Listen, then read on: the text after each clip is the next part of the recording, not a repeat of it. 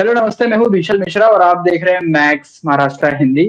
दोस्तों, आज का जो ये वीडियो है हमारा, ये काफी ज्यादा महत्वपूर्ण वीडियो है, खास तौर पे जो भारत के जो स्टूडेंट्स हैं, जो छात्र हैं, विद्यार्थी हैं, जिनका सपना है कि वो एक अच्छे कॉलेज से, एक अच्छी यूनिवर्सिटी से पढ़ाई करे। और हम सभी दोस्तों में से कोई ना कोई एक दोस्त कहता ही है कि हम यार मुझे अब्रॉड जाके पढ़ाई करनी है। पर ये अब्रॉड जाना कैसे मुमकिन होगा, इसका प्रोसेस क्या है, ये अब्रॉड की पढ़ाई कैसी होती है, वहाँ की यूनिवर्सिटी कौन कौन सी होती है, इस सब के बारे में आज के हम इस वीडियो में बात करेंगे। और इस विषय पे बात करने के लिए हमारे साथ हैं काफी खास गेस्ट, जिनका नाम है भूषण राम टेके, जो कि शिक्षा शिक्षा और करियर गाइडेंस के एक्सपर्ट है, जिन्होंने कई सारे, कम से कम 15,000 से अधिक लोगों की मदद की है अब्रॉड में पढ़ाई करने के लिए। कई सारे स्टूडेंट्स के, कई सारे पेरेंट्स की इन्होंने मदद की है। और 10,000 से ज्यादा लोगों को जापानी भाषा और जापान में नौकरी दिलाने के लिए मार्गदर्शन भी दिया है। तो दोस्तों, आज हम भूषण सर से कई सारी बातें करेंगे। खास तौर पे मैं बताना चाहता हूँ आप सबको कि ये AEG महाराष्ट्र के फाउंडर भी है। अब ये AEG क्या है, आप खुद उनकी जुबानी सुन लीजिए। Okay, thank you, Vishal ji, for having yes me sir. here.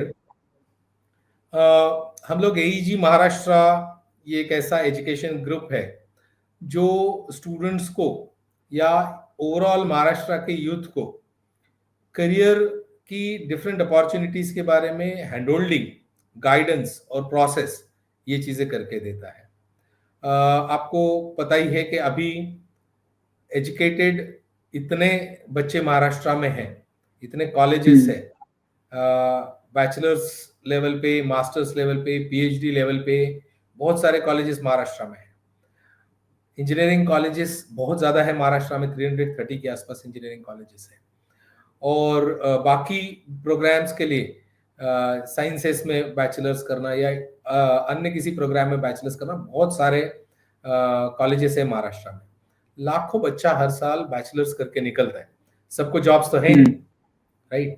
तो फिर जॉब्स कैसे प्राप्त की जाए, अब्रॉड में क्या एजुकेशन है, अब्रॉड में क्या करियर अपॉर्चुनिटीज है, उन्हें कैसे प्राप्त किया जाए, अपने देश में कॉर्पोरेट सेक्टर में क्या अपॉर्चुनिटीज है और कैसे वहां तक पहुंचा जाए।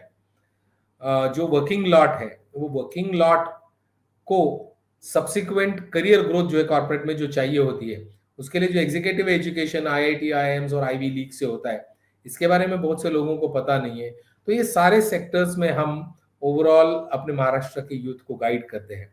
हजारों यूथ को हमने गाइड किया है। AG महाराष्ट्र की तरफ से 15,000 से ज्यादा बच्चे अब्रॉड एजुकेशन के बारे में हैंड होल्डिंग और प्रोसेस कर चुके हैं। 10,300 से ज्यादा बच्चे जापान के लिए प्रिपेयर कर रहे हैं और प्रिपेयर कर चुके हैं, AG से गाइडेंस ले चुके हैं। हजारों बच्चे यहाँ एग्जीक्यूटिव एजुकेशन के बारे में गाइडेंस लेते हैं। एक बहुत अच्छा प्रोग्राम है हमारा। हम 8वीं से 10वीं का डायरेक्ट कोटा से ट्यूशन हम लोग अपने बच्चों को, महाराष्ट्र के बच्चों को बहुत हम्म। अफोर्डेबली हम लोग दिलाते हैं। तो ऐसे बहुत सारे एजुकेशनल इनिशिएटिव्स है AEG के। इसके माध्यम से हम महाराष्ट्र के यूथ की हेल्प करते हैं, उनकी करियर प्लानिंग करते हैं। दिस इज सर, आप ये अबाउट। कितने हाँ, आप ये कितने समय से कर रहे हैं? क्योंकि जो नंबर हमें सामने आ रहे हैं, 15,000 से ज्यादा लोगों की आपने मदद की है, तो कैसे ये पॉसिबल हुआ, कितने समय में हुआ? सो AEG हमने 2012 में 2011 में हमने कंसीव किया और 2012 में हमने इसके ऑपरेशन से इनिशिएट किए हैं। हम्म। तो 2012 ऑनवर्ड्स पहले हम गवर्नमेंट जॉब्स के बारे में भी, इवन अभी भी हम गवर्नमेंट जॉब्स के बारे में भी काफी बच्चों को हम ट्रेन करते हैं। AEG के काफी ट्रेनिंग सेंटर्स है महाराष्ट्र में, करीब करीब 12 डिस्ट्रिक्ट्स में AEG के ट्रेनिंग सेंटर्स भी हैं और गाइडेंस सेंटर्स भी है। तो गवर्नमेंट जॉब्स हो गया, अब्रॉड एजुकेशन हो गया, एग्जीक्यूटिव एजुकेशन हो गया, कोटा एजुकेशन हो गया, जापानीज लैंग्वेज का एजुकेशन हो गया, ये सारे मल्टीपल डोमेन्स हमने ओवर द टाइम इवॉल्व किए 2012 ऑनवर्ड्स। सर, मेरा एक सवाल है कि आपने इतने सारे छात्रों को जो गाइड किया है, मार्गदर्शन दिया है, तो यहाँ पे एक सवाल खड़ा होता है कि जो अब्रॉड की जो पढ़ाई है, जो यूनिवर्सिटीज है, वो इंडियन यूनिवर्सिटी से क्यों बेटर है? लोग, जो जितने भी स्टूडेंट्स है, वो अब्रॉड को पहली प्रायोरिटी क्यों देते हैं? कारण क्या है इसका? इसके दो तीन कारण हैं। अब्रॉड को प्रायोरिटी क्यों देते हैं, आपको मैं नंबर्स बता दूं। 2000 हम्म। मतलब लास्ट ईयर करीब करीब इंडिया से बाहर पढ़ने के लिए जो बच्चा गया है उसका आंकड़ा है 12 लाख। उसके एक साल पहले का आंकड़ा जो है वो है 9,62,000। ये कोई छोटा मोटा नंबर नहीं है, लाखों में बच्चा अगर हमारा बाहर पढ़ने जा रहा है तो कुछ तो स्ट्रांग और कंक्रीट ऐसे कारण होंगे जिसके कारण ये बच्चा पढ़ने जा रहा है। अगर हम इसके आकलन करने की कोशिश करते हैं तो हमें पता चलता है कि एक तो quality of education, type of education जिसको हम बोल सकते हैं, जिस हिसाब से अब्रॉड में पढ़ाई होती है वो एक, और दूसरा मेजर रीजन ये है कि वहां पे जॉब मार्केट्स अच्छे, स्पेशली डेवलप्ड कंट्रीज में अगर हम बात करें, यूएस हो गया, जर्मनी हो गया, ऑस्ट्रेलिया हो गया, सिंगापुर हो गया, कनाडा हो गया, आपका यूके हो गया, आयरलैंड हो गया, और यूरोप का ये जो पार्ट है, यहाँ पे सैलरी रेंजेस अच्छी है। ऑन एन एवरेज यूएस की सैलरी रेंजेस, एक बैचलर्स का बच्चा जब जाता है $80,000 के आसपास की सैलरी रेंजेस है। मास्टर्स का बच्चा जब पढ़ने जाता है तो ऑलमोस्ट 90,000 $1 लाख के आसपास की सैलरी रेंजेस है। मतलब ये सैलरीज करीब करीब 6 लाख 7 लाख रुपया महीना इंडियन करेंसी के हिसाब से आती है। आप यूरोप में जाओ, स्पेशली जर्मनी वगैरह इस साइड अगर आप जाते हो तो on an average 4 to 5 lakh rupees average salaries मिलती है आपको मास्टर्स लेवल एजुकेशन करने के बाद में। सेम ऑस्ट्रेलिया में भी अच्छी खासी सैलरीज है। फ्रांस में बहुत सारी अपॉर्चुनिटीज है, वीजा काफी लॉन्ग टर्म के लिए मिल जाता है। तो ओवरऑल मतलब सैलरीज जो है वो काफी अच्छी है।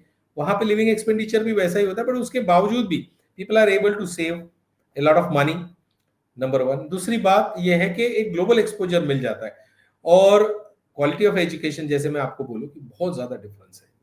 हमारे यहाँ बच्चा इंजीनियरिंग करके बाहर निकलता है तो उसे ये नहीं समझ आता कि मैं अपने बायोडाटा में लिखूं क्या। ये प्रगत देशों के एजुकेशन सिस्टम से जब बच्चा बाहर निकलता है पढ़ाई करके, ग्रेजुएट, मतलब हमारे यहाँ जो ग्रेजुएट बोलते हैं, जो उधर बैचलर्स बोलते हैं, बैचलर्स बन के अगर बच्चा बाहर निकलता है तो उसके बायोडेटा पे 10-12 इंडस्ट्री प्रोजेक्ट्स होते हैं जो रियल टाइम डेटा पे उसने किए होते हैं। उसके बायोडेटा पे 4-5 रिसर्च पेपर्स लिखे होते हैं। उसके बायोडेटा पे 3-4 इंटर्नशिप्स आ जाती है। उसके बायोडेटा पे मल्टी डिसिप्लिनरी स्किल सेट आ जाता है। कई स्टूडेंट्स तो पेटेंट भी फाइल कर देते हैं। तो इसी टाइप से वो बच्चा वहां पे बैचलर्स लेवल एजुकेशन में तैयार होता है। अभी इंडिया ने अपने नए एजुकेशन पॉलिसी में ये एजुकेशन सिस्टम अडॉप्ट किया है, but it is still going to take some time कि हमारा एजुकेशन सिस्टम उस तरीके से ट्रांसफॉर्म हो जाए और उस टाइप का अपने को पढ़ाई यहाँ पे मिलना शुरू हो जाए। तो ये रीजंस है, अच्छी सैलरीज, अच्छा ग्लोबल एक्सपोजर, और पढ़ाई का जो स्तर है या जिस हिसाब से बच्चा वहां पे बन के निकलता है, ये मेजर रीजंस है कि इतने सारे बच्चे वहां पढ़ने जाते हैं। सर अगर कोई एक स्टूडेंट है, जैसे हमारे महाराष्ट्र में क्या होता है कि पहली से 10वीं स्कूल होता है, फिर 11वीं 12वीं एचएससी बोर्ड होता है, उसके बाद हम कोई डिग्री करते हैं, डिप्लोमा करते हैं। अगर किसी को फॉरेन जाके पढ़ना है, अब्रॉड में पढ़ाई करना है, तो उसका क्या प्रोसीजर होगा? अगर उसका उसका जो पढ़ाई है 12वीं तक यहाँ महाराष्ट्र में हो, उसके बाद उसे अब्रॉड जाना, तो क्या प्रोसीजर होगा उसका? ओके, प्रोसेस के पहले अपन एक क्वेश्चन में डील करते हैं कि बच्चे ने 12वीं के बाद जाना चाहिए या ग्रेजुएशन के बाद, क्योंकि ये राइट राइट सवाल में बहुत सारे पेरेंट्स फंसे हुए होते हैं।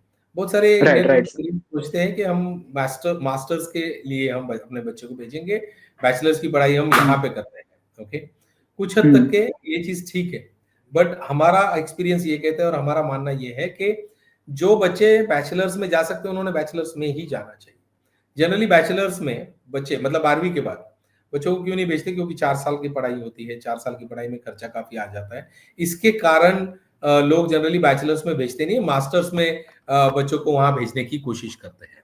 बट जो पेरेंट्स बैचलर्स में भेज सकते हैं उन्होंने बैचलर्स में ही भेजना चाहिए। और अभी तो बहुत सारे मेथड्स और मेथडोलॉजीज ऐसी आ गई है जिन मेथड्स और मेथडोलॉजीज की वजह से बहुत कम एक्सपेंडिचर में भी बच्चे बाहर पढ़ने जा सकते हैं। मैं आपको बता दूं कि पेरेंट की जेब से 5-6 लाख रुपए भी खर्चा नहीं हो सकता कि बच्चे बाहर पढ़ने जा सकते और अपना करियर कर सकते, और बाकी सारा expenditure, international education loan, part time work और ये सब चीजों से मैनेज हो जाता है। मतलब कितना ऐसा नहीं, खर्चा होता है सर? अगर हाँ, कितना खर्चा होता है अगर किसी छात्र को अब्रॉड जाके पढ़ना हो तो?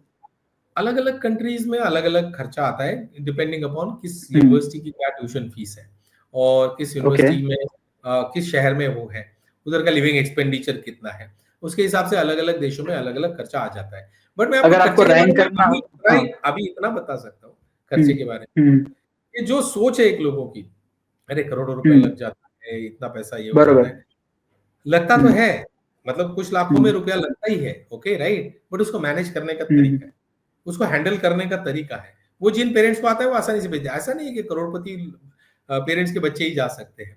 नॉर्मल जो है हम्म। सर्वसाधारण मध्यम वर्ग का जो बच्चा है वो भी जा सकता है। उस खर्चे को मैनेज करने का तरीका है, पैटर्न है। मैं आपको बता दूं, आज घड़ी में हम लोगों के पास तो ऐसे हमारे मेथड्स और सिस्टम्स हमने डेवलप किए हैं कि एक पेरेंट की जेब से 5-6 लाख रुपए भी खर्च नहीं होगा कि बच्चा बाहर जाएगा पढ़ने के लिए, और वहां पे फिर बाकी वो अपना पार्ट टाइम जॉब से जिनसे बाकी सारी चीजें मैनेज करेगा और वहां पे अच्छा एक ओके करियर शुरू कर सकता है। सर, आपने जापान में इतने लोगों को गाइड किया है, इतने सारे छात्रों को, तो जापान में क्या है, ऐसा क्या है जहाँ पे आपके रेट ज्यादा है, 10,000 से ज्यादा लोग को आपने गाइड किया है? क्या जापान में इजी है? मतलब एक पहला अपना सवाल आपका छूट ही गया क्योंकि हम दूसरे सवाल में चले गए। हाँ पहला हाँ, सवाल बरोबर। ये किया था कि सर 12वीं के बाद क्या प्रोसेस रहती है, तो जापान वाले हाँ, सवाल के बाद वापस उधर आते हैं। ठीक है जापान में ठीक क्या है, बरोबर। है, जापान में जॉब अपॉर्चुनिटी ज्यादा है, वहाँ की एजिंग पॉपुलेशन है, वहाँ पे जितने लोग हैं ओके। उसके हिसाब से अपॉर्चुनिटीज ज्यादा है। तो हम हम्म। सोचते हैं कि जापान में लोगों ने जाना चाहिए, वहाँ पे अच्छी अपॉर्चुनिटीज है। बट जापान में एक चैलेंज ऐसा है कि वहाँ अंग्रेजी नहीं चलती, वहाँ आपको जैपनीज ओके, लैंग्वेज चाहिए जापानीज होगा। आने चाहिए। हाँ। तो जैपनीज सीखना एक थोड़ा सा डिफिकल्ट काम है। तो हमने क्या किया, हमने एक इनिशिएटिव लिया महाराष्ट्र के बच्चों के लिए कि भाई जापान में अच्छी जॉब्स है, और अगर जापानीज सीख लेते हो तो आपको जापान में काम करने का संधि मिल सकता है, अपॉर्चुनिटी मिल सकता है। तो हमने इसके बारे में सिस्टम शुरू किया, कुछ जापान के फ्रेंड्स थे, उनकी कंपनियों के साथ कोलैबोरेट किया और यहाँ पे जापानीज पढ़ाना हमने थोड़ा शुरू कर दिया, और थोड़ा अफोर्डेबली हमने जापानीज पढ़ाना शुरू कर दिया। एंड टू अवर सरप्राइज, पिछले 4-5 सालों में हमारे पास 10,100 से ज्यादा एप्लीकेशंस आए जापानीज सीखने के लिए। हमने 1200 के नाइस नाइस। बच्चों को अभी तक पढ़ाया है, और वो लोग जापानीज लैंग्वेज के एक सर्टेन लेवल्स के एग्जामिनेशंस पास कर चुके, तो आगे चल के ये बच्चे हम्म। जाएंगे। मैं आपको एक मतलब एक हम्म। छोटा सा उदाहरण देता हूँ कि हमारी परभणी डिस्ट्रिक्ट की एक छोटे से गांव की एक आईटीआई हुई हुई बच्ची, सिर्फ आईटीआई, ओनली आईटीआई है, नॉट आईआईटी, आईटीआई, ओके। वो बच्ची हमारी रोहिणी नाम की जापान में गई, 2 लेवल जापानीज हमारे से सीख के गई, और 20 लाख की पैकेज पे गई। अभी उसके पेरेंट्स का फोन आया था तो महीना डेढ़ पहले, तो मैंने उनको पूछा कि मैं सर कैसा चल रहा है, बोले सर हाँ 60-70 हजार रुपए सेव कर लेती है। You understand right? नाइस। यहाँ पे आप सोचिए, अपने यहाँ पे आईटीआई किया हुए हम्म। बच्चे को सैलरी कितनी मिलेगी, और वो बचाएगा क्या और करेगा क्या? वहां उसको ग्लोबल एक्सपोजर मिला, तो ये अपॉर्चुनिटीज है। अपन हम्म। हमारा कंट्री जो है वो भी डेवलप हो रहा है, हमारे भी हम्म। सैलरी मार्केट धीरे धीरे डेवलप होंगे, बट अभी उस लेवल तक गए नहीं है। तो तब तक के ये जो अपॉर्चुनिटीज है बाहर की, ये अपन ने, ये हम लोगों ने इनको ग्रैब करने का कोशिश करना चाहिए, उसी हिसाब से हम लोग स्टूडेंट्स को गाइड करते हैं। Now coming back to your question, जो आपने बोला था सर ट्वेल्थ 12वीं के आफ्टर बाद क्या ट्वेल्थ। करना हाँ। होता है, हम्म। या 11वीं 12वीं में क्या करना पड़ता है। तो उस क्वेश्चन को हमने हम्म। ऐसे किया था कि भाई बैचलर्स में ही जाना चाहिए जो बच्चे जा सकते हैं, मास्टर्स में गए उनको तो एडवांटेज है, पर जो बच्चा हम्म। बैचलर्स में गया 12वीं के बाद, वो डेफिनेटली और डेफिनेटली हम्म। ग्लोबल करियर करता है, क्योंकि एम्प्लॉयर्स जो है ना, वो बैचलर्स के बच्चों को ज्यादा प्रेफर करते हैं। बात समझ में? उनको इंटर्नशिप्स मिलती है क्योंकि वो वहाँ लॉन्गर पीरियड के लिए रहते हैं, और उनकी लॉन्ग टर्म हम्म। कंटिन्यू होती है। तो सब्सिक्वेंट जो है लॉन्ग टर्म करियर अब्रॉड में करना इन बच्चों के लिए पॉसिबल हो जाता है। और श्योर शॉट आप बोल सकते हो, जो बच्चा बैचलर्स करने गए उसका करियर अब्रॉड में और ग्लोबल करियर अच्छे से होगा ही होगा, ऐसा आप मान के चल सकते हो। अब प्रोसेस क्या है, राइट? हम्म। तो 11वीं 12वीं तो आप किसी भी बोर्ड से पढ़ लो, आप इंडियन बोर्ड से पढ़ लो, हमारे महाराष्ट्र में एचएससी बोर्ड है, अपना सीबीएसई बोर्ड है, हम्म। अपना आईसीएसई बोर्ड है, राइट? हम्म। और इंटरनेशनल राइट। बोर्ड्स है 11वीं 12वीं के, उसको अगर आप इंटरनेशनल बैकलॉरेट आईबीडीपी कहते हैं उसको, वो एक बोर्ड है स्विट्जरलैंड का। और फिर कैम्ब्रिज का है एएस ए लेवल्स, राइट? वो एक बोर्ड है। हम्म। तो अभी एएस ए लेवल्स या कैम्ब्रिज, ये आईबीडीपी, ये पढ़ने वाले बच्चे तो जनरली इनको पता ही होता है, ये बाहर का ही सोचते हैं, बाहर जाके करियर करने का। हम्म। एचएससी वाला बच्चा जो है, मतलब अपने स्टेट बोर्ड से इंडिया के, या तो अपना सीबीएसई बोर्ड से, ये वाले बच्चे भी आराम से बाहर जाके पढ़ सकते हैं। इसके लिए एक्चुअली लेकिन एक बात बच्चे ध्यान में लेनी चाहिए, जो मैं यहाँ जो भी पेरेंट्स है या बच्चे हैं उनको बताना चाहता हूँ, कि अब्रॉड अगर आपको नेक्स्ट ईयर जाना है तो उसके 1 साल पहले अप्लाई करना होता है। ये बात आप अच्छा। समझिए। मतलब जो बच्चा 12वीं के बाद जाना है, मान के चलिए 12वीं का रिजल्ट हम्म। किसी मई में आएगा, मई 26 में आएगा मान के हम्म। चलिए, ओके। अभी जो बच्चा 12वीं में होगा, राइट? तो उसने अप्लाई कब करना चाहिए, क्योंकि उसको फ्लाई तो करना है अगस्त सितंबर में, बाहर के इंटेक्स जो है वो अगस्त सितंबर में शुरू होते हम्म। हैं, राइट? तो उसने राइट उसने ये कब करना चाहिए, प्रोसेस कब करनी चाहिए फिर, राइट? तो राइट। उनकी प्रोसेस अभी करनी होती है अक्टूबर में, अक्टूबर नवंबर दिसंबर, अभी एप्लीकेशंस करना होता है बाहर के यूनिवर्सिटीज को। और मैक्स जनवरी तक हम एप्लीकेशंस कर सकते हैं, उसके बाद जनरली एप्लीकेशंस क्लोज हो जाती है, डेडलाइन क्लोज हो जाती है, क्योंकि उतनी एप्लीकेशंस को रिव्यू करने के लिए यूनिवर्सिटीज को टाइम चाहिए होता है। अब आपके दिमाग में सवाल आएगा, सर बच्चे का 12वीं हुआ ही नहीं, वो एप्लीकेशन किस बेस पे करेगा, कौन से मार्क्स दिखाएगा जिसके बेस पे उसको सिलेक्ट किया जाएगा? ये नेचुरली सवाल आया होगा, बराबर है, राइट? तो वहां ऐसा होता है कि 12वीं की एग्जाम के पहले ही हमको अप्लाई करना पड़ता है। तो हमारी जो स्कूल्स है वो पीजीज देती है, मतलब प्रेडिक्टेड ग्रेड्स देती है हर एक बच्चों का, कि इस बच्चे को इतना इतना मार्क्स आ सकता है करके। सही बात ध्यान में? ओके। हाँ, वो प्रेडिक्टेड ग्रेड्स के बेसिस पे अप्लाई करना होता है अपने को। ओके, वो अपने सीबीएसई या अपने स्टेट बोर्ड जो है उसमें बहुत से स्कूल्स को ये प्रोसेस नहीं पता होती, पर अगर कोई बच्चा अब्रॉड अप्लाई कर रहा है तो फिर उसे वो प्रोसेस में पता चल जाता है, वो अपनी स्कूल को जाके बोलता है, फिर वो स्कूल उसके प्रेडिक्टेड ग्रेड जो है उसको इशू कर देती है। इंटरनेशनल बैकलॉरिएट मतलब आईबीडीपी और एएसए लेवल्स के बच्चों को तो ऑलरेडी ये पता ही होता है पहले से, तो क्योंकि वो स्कूल्स की वो रेगुलर प्रैक्टिस होती है issuing the predicted grades. Okay, तो उसमें कोई चैलेंज नहीं जाता, बट अपने बच्चे भी बाकी स्टेट बोर्ड्स के बच्चे और सीबीएसई बोर्ड्स एक्सटर्नल एग्जाम्स देने पड़ते हैं। हाँ, तो ऐसा होता है कि बहुत से कंट्रीज जो है वो बाहर का इवैल्यूएशन काफी होलिस्टिक होता है। एक बात समझ लीजिए, ओके, वो इवैल्यूएशन होलिस्टिक होता है, इसका मतलब क्या है कि हमारे यहाँ जैसे जेई दे दी या महाराष्ट्र की सीईटी दे दी इंजीनियरिंग एडमिशंस के लिए, तो फिर उसको उसके एग्जाम के रैंक के बेसिस पे उसको कॉलेज मिलता है हमारे यहाँ पे, बराबर है, राइट? अपने इंडिया में बाहर के बहुत से कंट्रीज में ऐसा नहीं होता, किसी एक एग्जाम के बेसिस पे आपको एडमिशन नहीं मिलता, आपका ओवरऑल होलिस्टिक प्रोफाइल देखा जाता है। बात समझ में आई? उसके लिए लेकिन एक जेनरिक एग्जाम होता है, वो भी जरूरी नहीं है। तो सैट होता है, SAT, okay, right? SAT exam में चलता है वो, ओके, 1600 में से होता है वो, okay? वो जनरली आपकी वर्बल एबिलिटी और क्वांटिटेटिव एबिलिटी, वो आपकी बेसिक एबिलिटी का बेसिक एप्टीट्यूड का जजमेंट देता है सैट, ओके। लेकिन सैट के स्कोर पे ही एडमिशन नहीं होता, वो तो सिर्फ वर्बल एबिलिटी और क्वांटिटेटिव एबिलिटी का ही ये होता है, राइट? कुछ सब्जेक्ट स्पेसिफिक सैट भी होते हैं, बट इन जनरल सैट आपकी वर्बल और क्वांटिटेटिव एबिलिटी का है। तो उससे वो यूनिवर्सिटीज एक बच्चे की बेसिक एप्टीट्यूड को जज करते हैं। फिर वो यूनिवर्सिटीज क्या देखती है, इस बच्चे का 9th का स्कोर कैसा है, 10th का कैसा है, 11th का कैसा है और 12th का कैसा है। 9, 12, 11, 12 में सेमेस्टर 1 कैसा है, सेमेस्टर 2 कैसा है, 10th में सेमेस्टर 1, सेमेस्टर 2 कैसा है, सेम 11th और 12th में भी इस तरीके से वो आपके ग्रेड्स को देखते हैं। फिर इससे वो ओवरऑल आपका एकेडमिक कॉम्पिटेंसी जो है वो जजमेंट लेते हैं।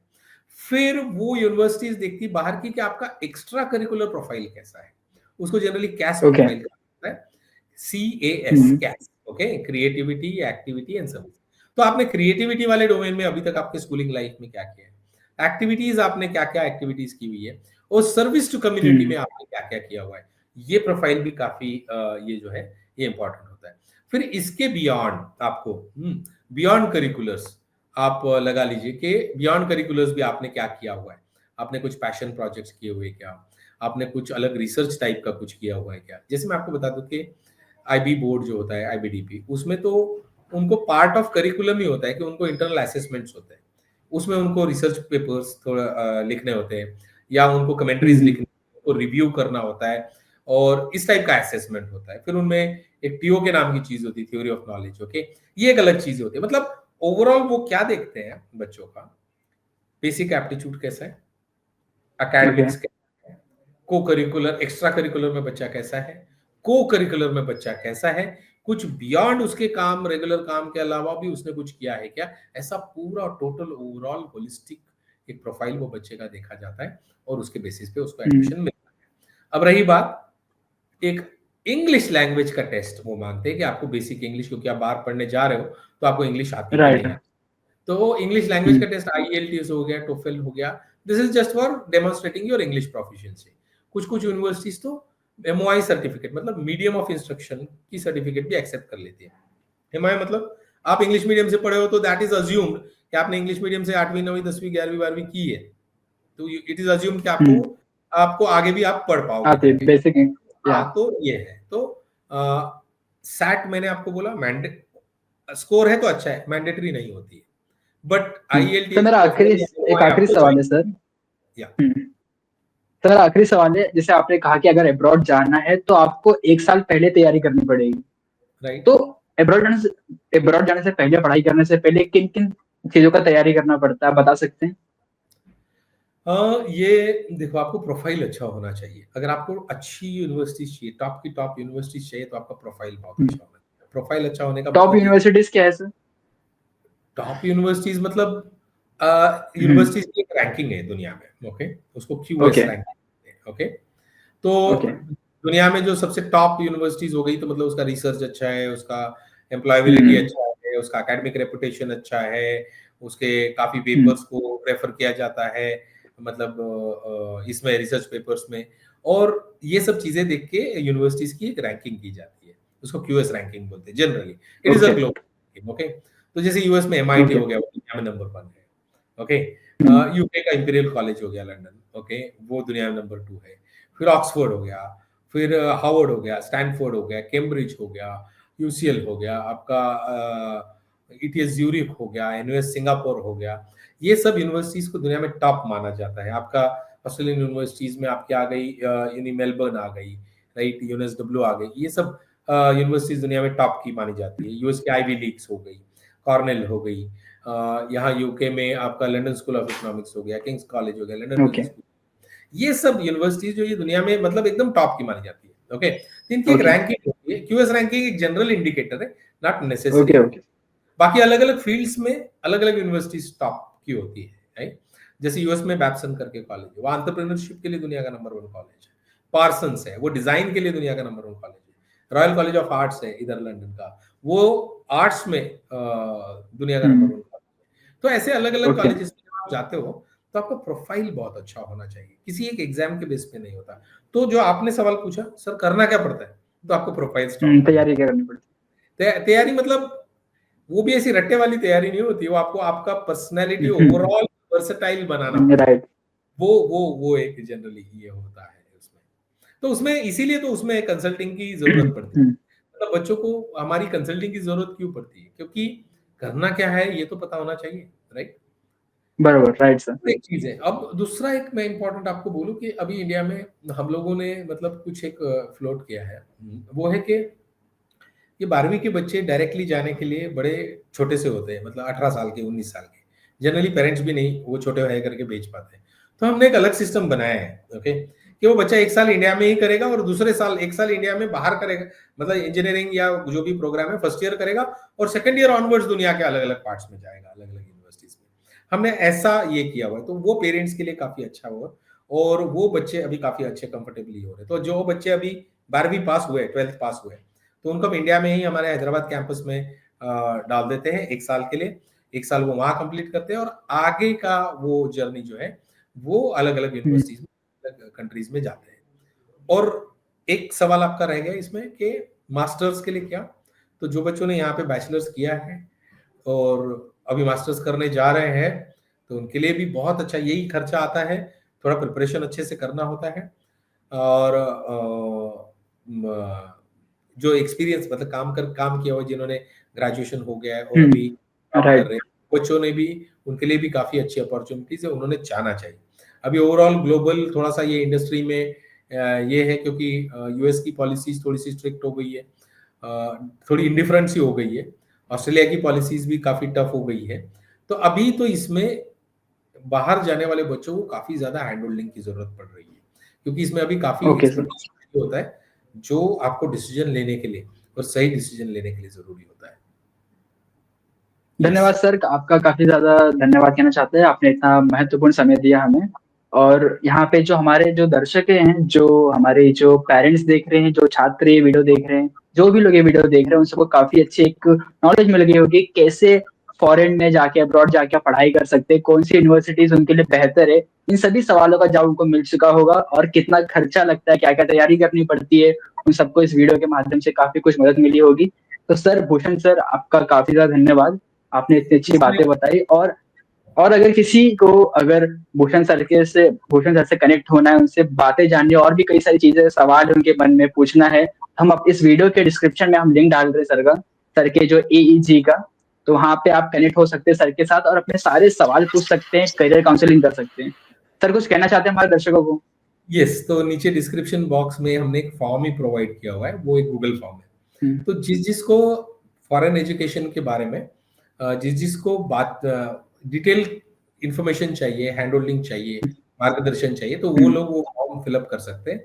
एक लास्ट चीज इसमें बताएंगे विशल, महाराष्ट्र की गवर्नमेंट बाहर पढ़ने के लिए स्कॉलरशिप देती है बच्चों को, पूरा पूरा खर्चा गवर्नमेंट करती है, पूरा का पूरा खर्चा। ओके, बैचलर्स के लिए नहीं होता, लेकिन मास्टर्स और पीएचडी के लिए महाराष्ट्र के और सभी कैटेगरी के बच्चे, एससी, एसटी, ओबीसी, मराठा और जनरल, सभी कैटेगरी के बच्चों के लिए स्कॉलरशिप देती है और पूरा का पूरा खर्चा गवर्नमेंट करती है। उनके कुछ रूल्स रेगुलेशंस है, कुछ कंडीशंस है, तो वो हर साल ऐसा होता है। वो से बच्चों को पता नहीं है, पेरेंट्स को पता नहीं है, तो जिन पेरेंट्स को स्कॉलरशिप के बारे में भी पता करना है तो वो फॉर्म भरे, ताकि डिस्क्रिप्शन बॉक्स में दिया हुआ, ताकि उन लोगों को हम स्कॉलरशिप के बारे में भी बता पाएंगे और अपने महाराष्ट्र के काफी सारे बच्चे जो है वो यहाँ से विदेश जा पाएंगे। आपका हिंदी चैनल है मैक्स महाराष्ट्र हिंदी, मैं महाराष्ट्र के ही नहीं बोलूंगा, तो मैं पूरे इंडिया के बोलूंगा, क्योंकि गवर्नमेंट ऑफ इंडिया लेवल पे भी ऐसी स्कॉलरशिप की योजना है।